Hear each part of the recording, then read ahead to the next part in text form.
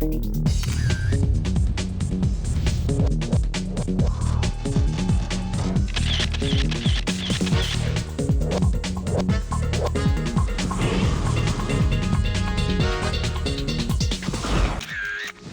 a proclivity leaning towards the technical part of photography. You understand you got the right equipment and understand the technique, you can be a great photographer. That's the smallest part of it.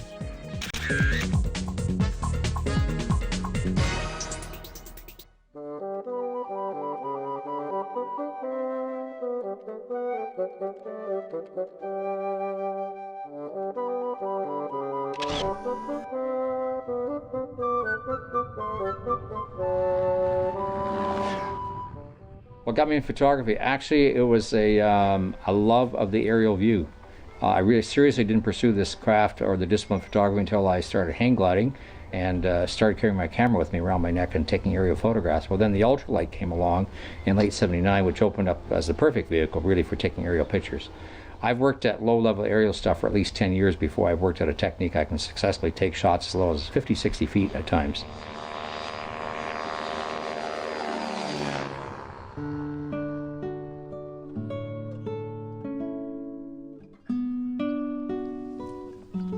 People ask me if it's a dangerous sport. I say absolutely. I have to get in my car and drive from my house to the hangar. That's the most dangerous part. When I'm in my airplane, that's when I feel the safest.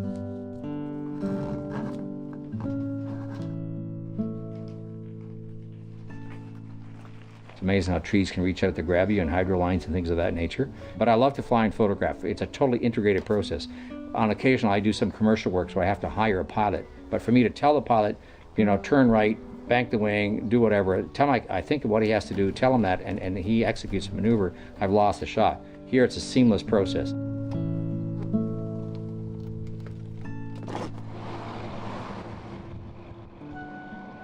So I have a shot of a horse and buggy, for example, coming down a road just before sunset. So the shadow is elongated 90 degrees to the subject matter, and it's taken straight down, no higher than, say, 60 feet.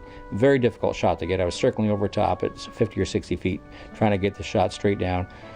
This is a matter where perception, is reality, because you see the shadow before you see the horse and buggy, and it's a really striking image. One of my favorites.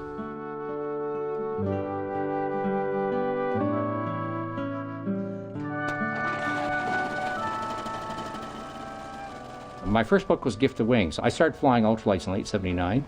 A year after I'd started, I had a hang gliding accident which put me in a wheelchair. And fortunately, I had just enough ultralight time flying experience that I could get back one of these machines. We only had single-seaters at the time, and safely take myself back in the air. It was probably some of the best therapy I could have done, look down, see an empty wheelchair. And I had the idea, could I fly one of these machines across Canada? And I talked to a friend of mine. He said, "Hiebert, you're nuts. It's impossible to do this." Ultralights at that time were flying about 25 miles an hour, but the dream never left me. And it took 5 years from the inception of the dream. In 1986, as a part of Expo, the World's Fair, flew the first ultralight across Canada, coast to coast. And a Rotary Club sponsored me for a second flight, which I did over the course of 2 summers, took 14,000 pictures, and parlayed those into a book called Gift of Wings.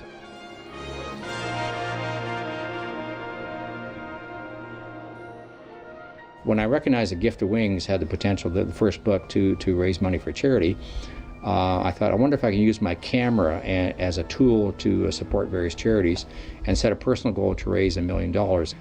Last summer I drove a vintage farm tractor, W4, coast to coast, 6,000 kilometers, and did a book called Keepers of the Land. It celebrates 39 farm families coast to coast, and what amazed me was the diversity of farming, right from cranberry growers to buffalo farming, traditional cash cropping with corn and wheat, to turkey, chicken farmers, dairy farmers. Huge variety in this country.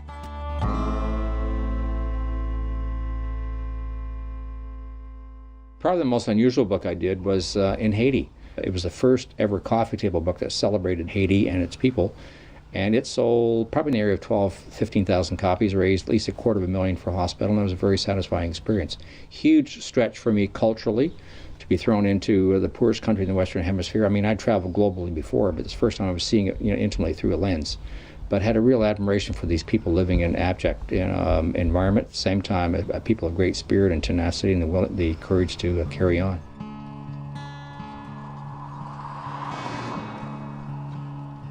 I live in a very unique part of the world insofar as the area here is farmed by Old Order Mennonites who farm traditional 100-acre farms, in many cases still using horses to do their field work.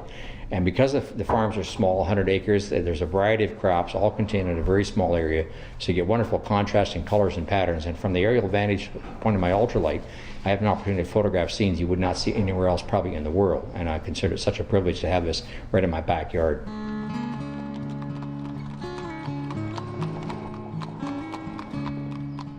I do a fair amount of stuff on the ground as well. I've done a book on Mennonite children, which is actually unfolded over a 9-year period. And as people look at my material, both the books and photographs, I hope they gain appreciation for who the Old Order Mennonites are. The fact that, yes, on the surface they're very, very different. In fact, people who hang on to a set of values, especially focused around community, that I think are very enduring values, make a lot of sense, and I think people need to understand, the importance of that way of living.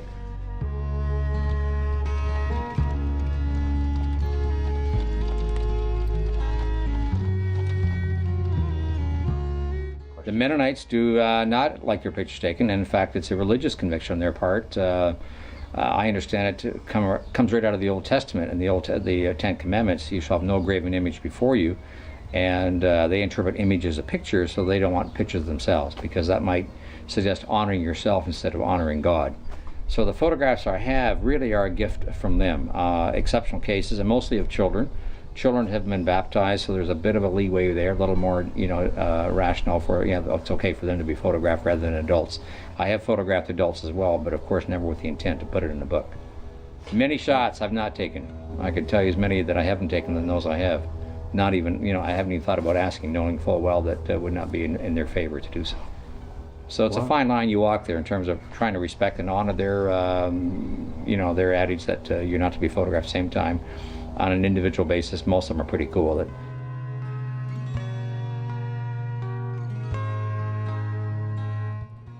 I had for a long time wanted to do a book that would celebrate, some of the values and communicate the essence of how does this community work.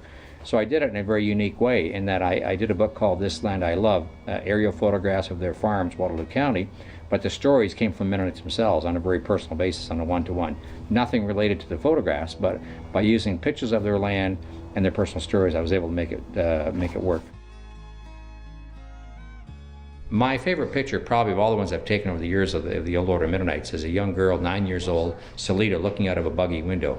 And it's almost haunting in terms of the image of her face looking out of the stark blackness. Well, I've come to visit all the way from England, and we don't have Mennonites in England or Amish people. So I've bought this book because it's absolutely beautiful photographs, really great subject matter, and it's full of beautiful quotes from the Mennonite children telling you all about their lives, so you can learn quite a lot more firsthand.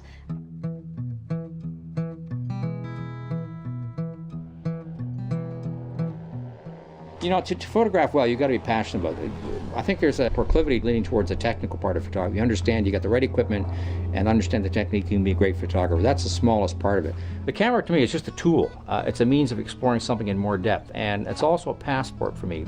So I've been to Mozambique, Tanzania, Kenya, Uganda, Egypt. It's a wonderful opportunity, again, to use the camera as a way of seeing a world and a culture I wouldn't see otherwise. What makes a good picture? It communicates with the viewer. It says something that motivates them. Somehow it touches them emotionally. And that's a very elusive quality to define in terms of how do you capture that. But you know when you've got it.